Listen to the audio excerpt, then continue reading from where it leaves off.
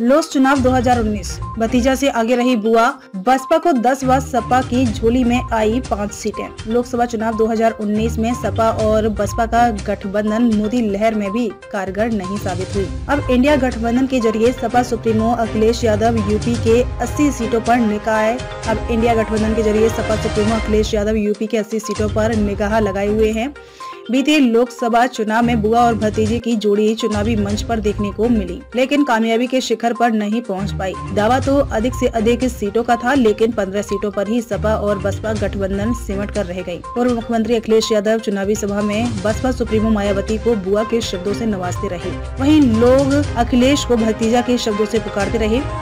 लोकसभा चुनाव 2019 में बुआ और भतीजा के शब्द राजनीतिक गलियारों में जबरदस्त तरीके से तैरता रहा। लोकसभा चुनाव में भतीजा से आगे बुआ रही, जहां पूर्वांचल के महत्वपूर्ण सीटों पर बसपा उम्मीदवार चुनाव जीते, जिसमें गाजीपुर, घोसी, वहीं आजमगढ़ से अखिलेश यादव सपा से जीते। इसके अलावा अन्य सीटों से सपा बसपा गठबंधन के उम्मीदवार चुनाव जीतकर लोकसभा सदन में पहुंचे। अब सामने लोकसभा 2024 का चुनाव है। ऐसे में बसपा सुप्रीमो मायावती इंडिया गठबंधन से अपने आप को अलग करके चल रही है।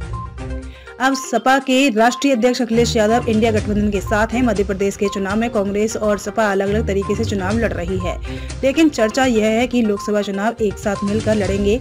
सपा बसपा गठबंधन में सबसे ज्यादा फायदा अखिलेश को नहीं बल्कि मायावती को मिला, जबकि 2014 के चुनाव में बसपा के कितने सांसद लोकसभा के सदन में नहीं पहुंच सके थे, लेकिन 2019 के चुनाव में अखिलेश यादव के साथ देखकर मायावती को राजनीतिक फायदे हुए।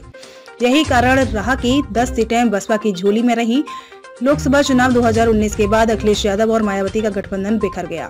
बीते विधानसभा 2022 के चुनाव में सपा और बसपा अलग अलग तरीके से चुनाव लड़ी, जिसमें बसपा को 403 सीट के सापेक्ष केवल 1 सीट बलिया से रसड़ा का मिला।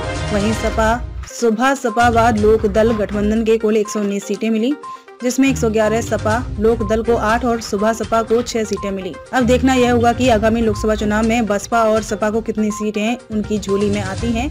वैसे दावा तो सबका अलग अलग है, कोई किसी से कम नहीं है। अब जनता तय करेगी कि सपा और बसपा को कितनी सीटें मिलेंगी। बलिया से रोशन जायसवाल की रिपोर्ट।